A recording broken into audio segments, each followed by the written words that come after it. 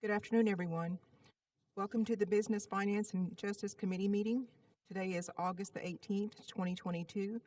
I call this meeting to order at 3:01 p.m. Invocation, Representative Freeman, please.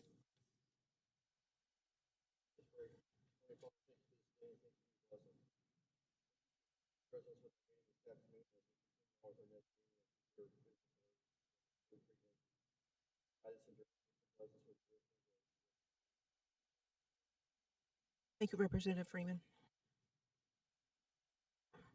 Roll call, Legislative Clerk April Lindsay. Patrick Freeman. Sandra Golden. Randall Hicks. Present. Thomasine Yahola Osborne. Present. Mark Randolph. Present. Madam Chair, you got 5 present and 0 absent. We have 5 present and 0 absent. This constitutes a quorum. All business conducted will be official. Next item on the agenda is approval of minutes of July 21st, 2022. Committee, I'll entertain a motion when you're ready.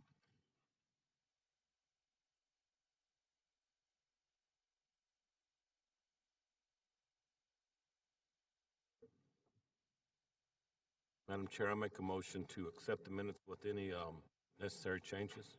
We have a motion from Representative Randolph to approve the minutes Second. with any necessary changes. We have a second from Representative Hicks. Discussion? Roll call vote, please. Mark Randolph. Yes. Patrick Freeman. Yes. Sandra Golden. Randall Hicks. Yes. Madam Chair, you got 4 in favor and 0 against. We have 4 in favor and 0 against. The minutes of July 21st, 2022 are approved. Next item on the agenda is order of business. NCA 22-075, a law of the Muskogee Creek Nation amending MCNCA Title 27, Chapter 1, entitled Authorities, Jurisdiction, and Applicable Law by adopting the standards, rights, and responsibilities defined by the Americans with Disabilities Act of 1990, the ADA Amendments Act of 2008, and the Rehabilitation Act of 1973, requiring that all services offered by the Muskogee Creek Nation are accessible to its citizens with disabilities. Sponsor is Representative Sandra Golden. This was postponed from July 21st, 2022.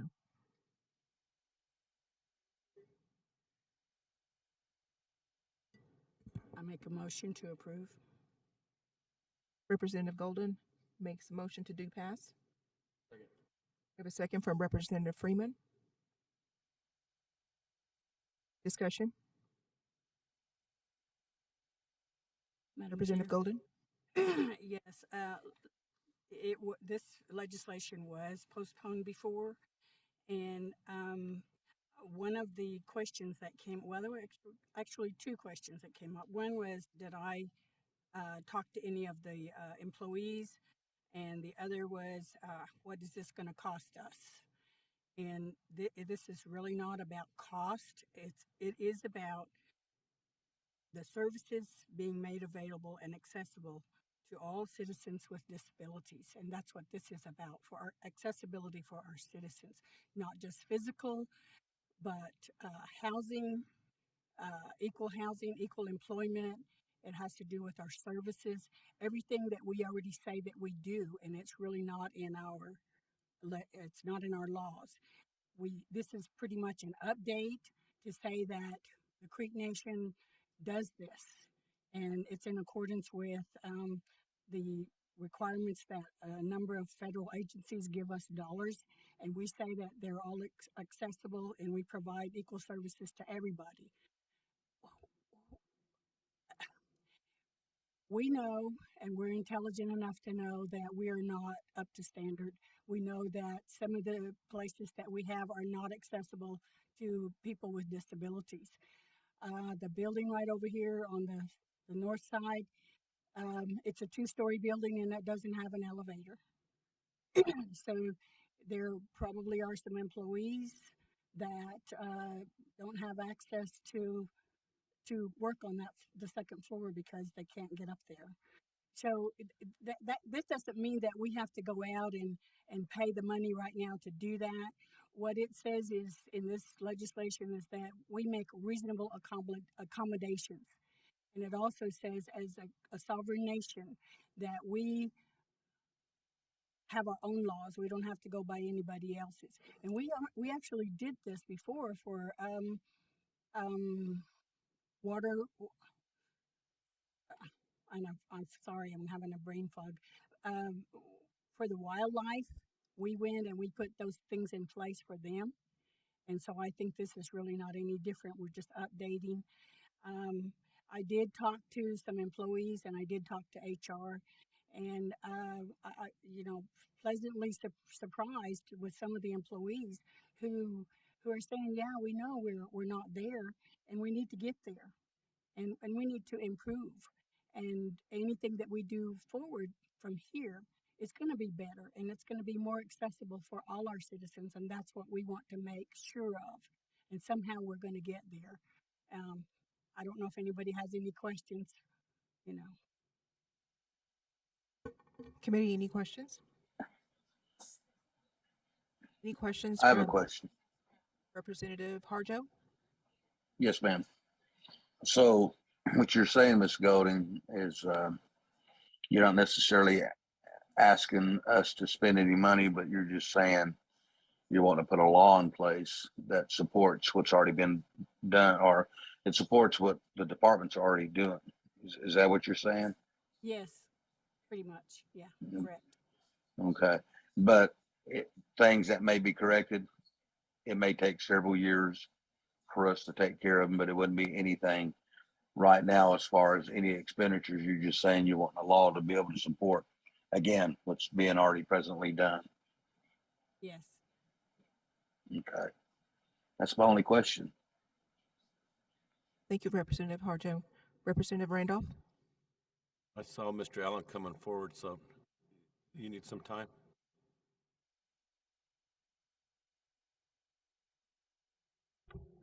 Thank you. Can you hear me? Yeah. So since this meeting, and this has been ongoing for the last year, we've been going through and doing assessments on each of the tribal's facilities. And currently there are 21 minor,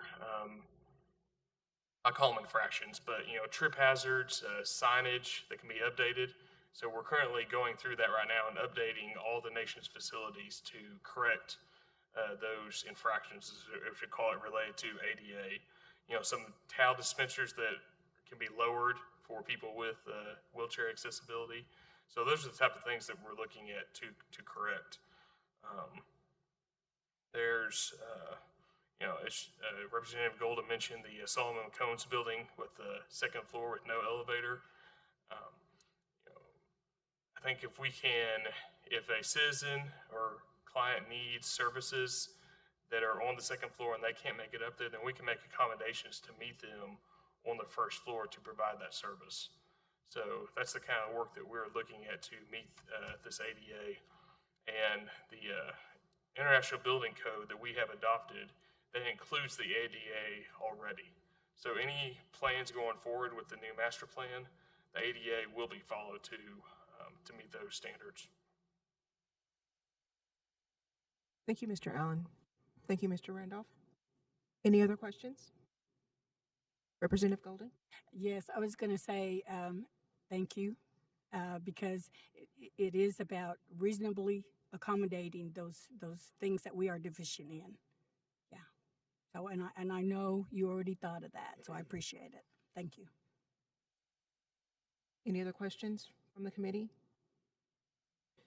Any questions from the representatives in attendance or online?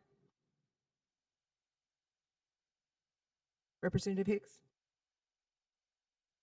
I know that Ms. Golden mentioned that there was 2 questions that was asked or brought to her attention. She addressed one of them. What about the other question that was asked? And that was, did you reach out to the department or to discuss this? You did? Okay. Mr. Hullaby, if you don't mind, Madam Chair. I can't remember the gentleman's name that you brought last time. Mr. Hurd, come down, please.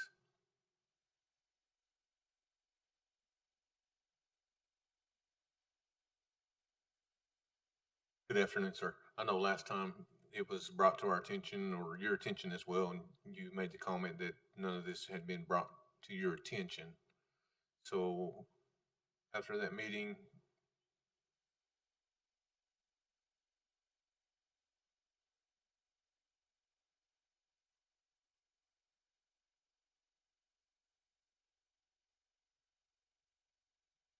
okay. So after all that, you're good. You're good to go.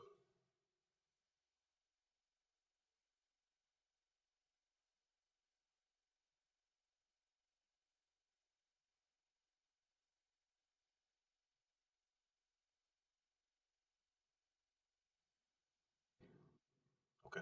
All right. Thank you. Thank you, Madam Chair. Okay, thank you, Mr. Hurd. Any other questions? Roll call vote, please. Sandra Golden, Yes. Randall Hicks, Yes. Mark Randolph, Yes. Patrick Freeman. Yes. Madam Chair, you got 4 in favor and 0 against. We have 4 in favor, 0 against. NCA 22-075 passes. NCA 22-092, a law of the Muskogee Creek Nation amending MCNCA Title 36, Taxation and Revenue, Chapter 4, Sales Tax Code, and establishing a new subsection 4-111 entitled Credit for State Sales Tax Collected. Sponsor is Representative Mark Randolph. Motion to pass. We have a motion for due pass from Representative Randolph.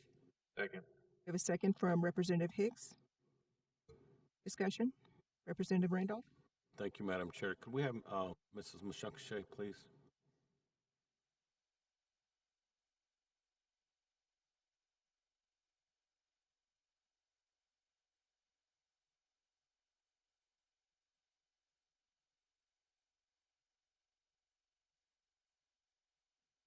Is the mic on? Oh, there we go. There we go. Okay, sorry. Okay, what we're trying to do in this amendment here is actually, I've been working with the Realty Office with Sonia, and most of you know that the grocery store that was there previously, they're leaving. And one of the main concerns was, of course, the litigation that had started a while back, but it all stems from dual taxation, from having to pay a state tax and a tribal tax. And so there's a big concern with that, not only for us, but in Indian country as a whole. That's something that we're facing, tribes face every day. So after our discussion, the grocery store that's there now is going to be leaving. And to ensure Ms. Mashungashay, which grocery store are you talking about? the Cox Saver that's down there on that, okay. Thank you. I'm sorry, just assumed, I shouldn't assume, I guess. But, so they are leaving, and Sonia and I have been working together and discussing for our citizens who have land and they want to have businesses to come on to their land, and for the citizens to be able to make an income off of this. We don't want to hinder in any way. So having dual taxation and having to collect for the state and the tribe was putting the store at an imposition, and it was also affecting our citizens that owned it. And so we tried to figure out the best way and to be able to take care of both sides if they were to open up a new store. So what we came up with was this credit. And I know it's a little complicated to understand, but if the citizen comes in and if they are going to, the store has to apply a state tax, we don't want our citizens to have to pay 2 taxes. So we want to do an exemption. Now, if there's a business and there's only a tribal tax, then everyone would pay the tribal tax. But in these certain instances where we have a citizen owned business on trust or restricted land, then we come into these complications. So we're trying to, what this does is just, we tried to be able to help the citizen be able, and realty be able to negotiate these leases and make sure that the tribal tax is paid, the state tax is paid if they need to. I don't agree that they have to pay a state tax, but I know that when you have these large entities and they have other venues throughout the states, then they want to follow the state law because they can get in trouble, and we understand that too. So we want to try to accommodate all of it, and that's what we're trying to do here. So I wanted to just kind of give you the update of why we wanted to do this and why it's so important for the nation to have this exemption and option for our businesses. If there's any other questions, the rest of it's pretty simple. We're just updating. We are raising some prices of license. They are very minimal and needed to be updated. We're way behind on that. The amounts that we're charging are very low. And I wanted to go through here, make sure that we're up to date on our code. And one of the things that I noticed when I did walkthroughs, when I first came in, went to every smoke shop, went to every casino, walked through to see what they had. And in our casinos, if you go in, you'll see vending machines. They're selling pop, they're selling chips, they're selling sandwiches. And to be able to put a vending machine in is only $20. And they're not paying a tax on anything. They should be paying a tax. So when I called the vendors, I asked where they're paying their sales tax to, and it's to the state.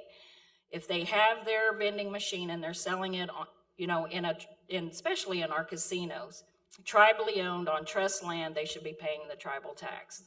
They're making money and we're not. And they get to put their vending machines in our casinos. So that's all I'm doing here is they're gonna pay a little more and they're gonna pay a sales tax for what is in those machines, and they'll have to start giving us a report on that. Thank you, Ms. Mashankashay. Any questions, Representative Golden? Yes, thank you. What about the vending machines that are in the travel plazas? And how does it affect the travel plazas? Well, if the vending machine is owned by us, okay, then it's different. These are for those vendors that are coming in that are selling in our casinos. We won't tax ourselves. That doesn't benefit anyone to tax ourselves. Okay. Yeah. The other part of that is like organizations or big companies like Walmart. We do a lot of business there, and everybody knows that's the go-to place. At the same time, with the personality of the state government, they're going to say, they're going to scare people like Walmart and say, now that you're doing this, they're going to come over to Walmart and they're going to be double and triple taxing you and make them think that we're doing that and want them to move. Is that something we should be concerned about, or no? Really? Not with this legislation. I'm not looking at vendors like that we go and we shop at. What I'm targeting is, like I explained, was just those vending machines that are in the casinos that we need to be taxing.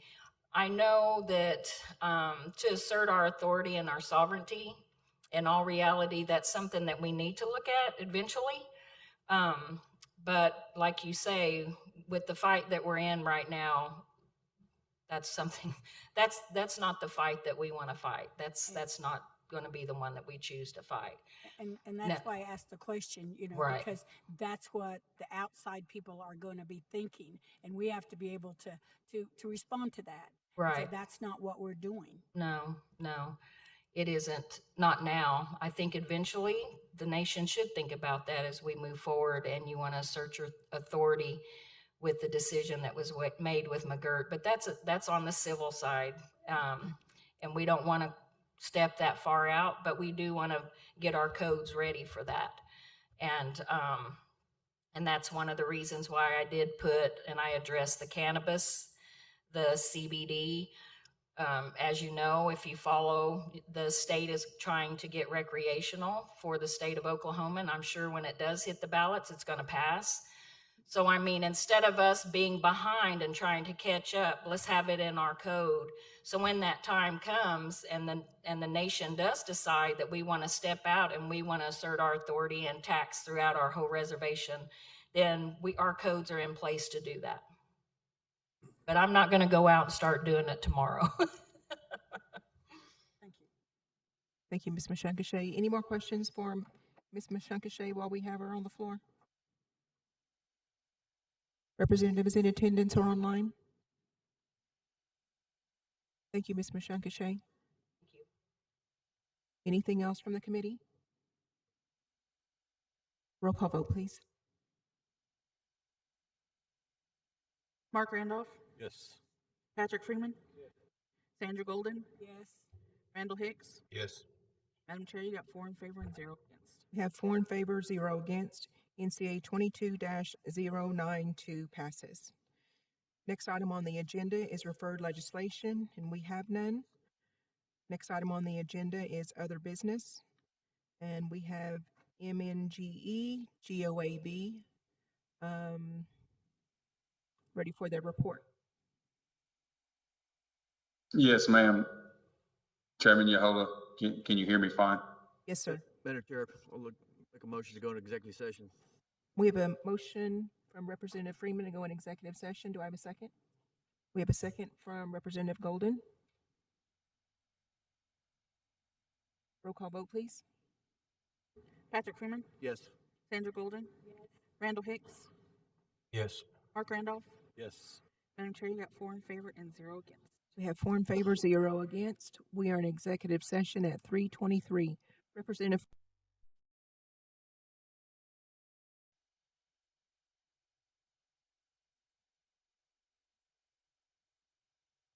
We're little Kevin.